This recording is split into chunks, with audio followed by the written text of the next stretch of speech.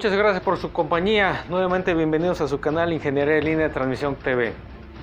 Nos encontramos en el penúltimo capítulo, en el capítulo número 9 de esta serie de videos Cableando al Mundo. En esta ocasión vamos a platicar acerca del desarrollo eléctrico en México. Ubicado al sur de los Estados Unidos, México fue tal vez el primer país en ser influenciado por el modelo americano. La historia energética de México se remonta hacia 1879, el año en que Edison inventa la bombilla eléctrica. En este año se instala en México la primera planta generadora en la ciudad de León, en el estado de Guanajuato, que suministraba energía eléctrica a la industria textil de la región.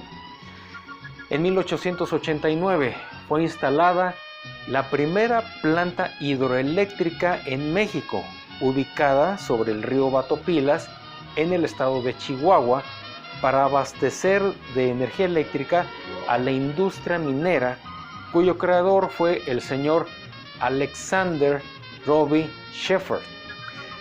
Fue tal el impacto positivo de esta primera planta generadora que el gobierno invitó a la inversión extranjera para iniciar la construcción de pequeñas plantas generadoras y abastecer a las industrias textil, minera y siderúrgica principalmente, de tal manera que las primeras empresas en instalarse en México fueron la empresa canadiense Mexican Light and Power Company en 1898. A principios del siglo XX, durante el periodo llamado el Porfiriato, nombre dado al periodo cuyo presidente fue el general Porfirio Díaz desde 1876 a 1911, y después de varios estudios que determinaron el potencial energético de los ríos Tenango, Necaxa y Jaltepuxtla en las cercanías de la Ciudad de México, el gobierno otorgó a la empresa canadiense Mexican Light and Power Company los derechos para explotar el potencial de estos ríos, donde se construyó la primera gran obra hidroeléctrica mexicana de Necaxa, la cual fue concebida por el ingeniero eléctrico Frederick Stark Pearson en 1903, y para 1906 estaban en servicio todas las unidades, llevando su energía generada por medio de una línea de transmisión en 60 kV hacia la Ciudad de México, la cual a su vez fue una de las primeras líneas de transmisión masiva en la historia de esta nación. La planta de Necaxa tendría futuras ampliaciones desde 1914 hasta 1950. Un periodo muy difícil en la historia mexicana fue el llamado la Guerra de la Revolución. Fue un periodo de luchas militares, políticas e ideológicas, las cuales frenaron de manera significativa la electrificación del país, ya que previo a este conflicto bélico, México expandía su sistema eléctrico muy notablemente y casi a la par de los Estados Unidos, pero este avance tecnológico estaba a disposición de las grandes industrias, dejando completamente en el olvido a las poblaciones rurales, las cuales no disponían de un servicio eléctrico en absoluto.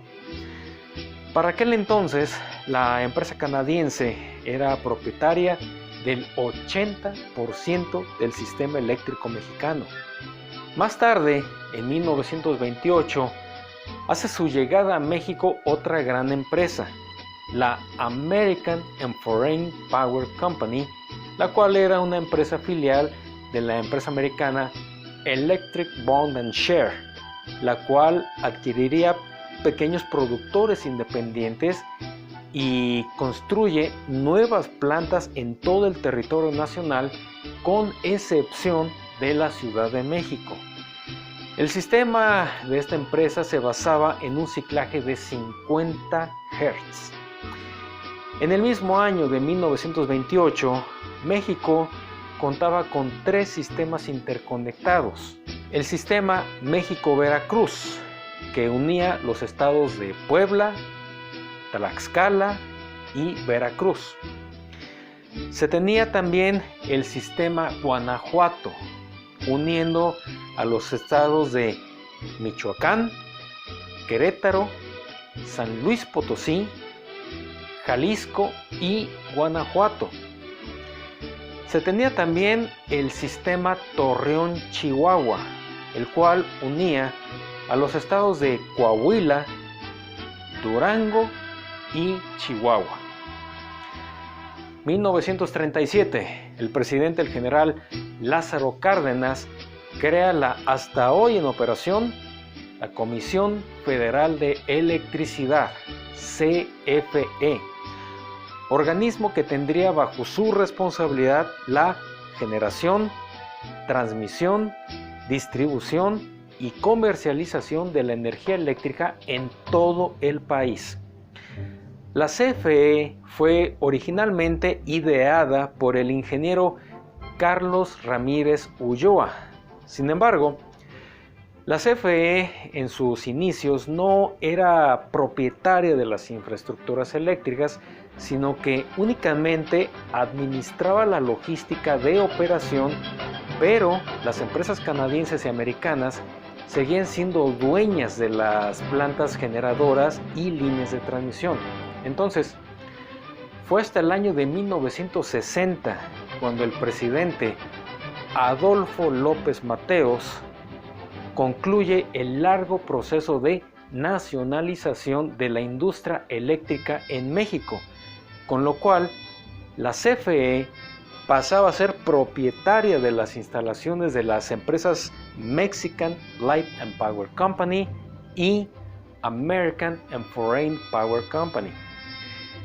Desde 1937 se tiene una integración notable de personal técnico mexicano, así que desde sus inicios la Comisión Federal de Electricidad implementó e impulsó la electrificación rural y una serie de nuevos proyectos, básicamente hidroeléctricos, con el primer proyecto completamente a cargo de la Comisión Federal de Electricidad fue la planta hidroeléctrica de Ixtapantongo en 1944 y ubicada en la comunidad de Valle de Bravo, en el Estado de México. Posteriormente vinieron otros proyectos hidroeléctricos, tales como la planta hidroeléctrica de Zumpimito, ubicada en Uruapan, Michoacán. Tenemos también la planta hidroeléctrica de Colimilla, ubicada en Tonalá, en el estado de Jalisco. En la década de los 50 fueron construidas las plantas Santa Bárbara, ubicada en Santo Tomás de los Plátanos, en el Estado de México. Tenemos también la planta hidroeléctrica de Tingambato, ubicada en Otzoloapan, en el Estado de México. Está también la planta de Temazcal, ubicada en San Miguel Zoyaltepec, Estado de Oaxaca. La planta de Cobano, ubicada en Gabriel Zamora, Estado de Michoacán. La planta de Oviachic, ubicada en Cajeme, en el estado de Sonora. Está también la planta termoeléctrica de Lechería, ubicada en la zona de Lechería, en el Estado de México.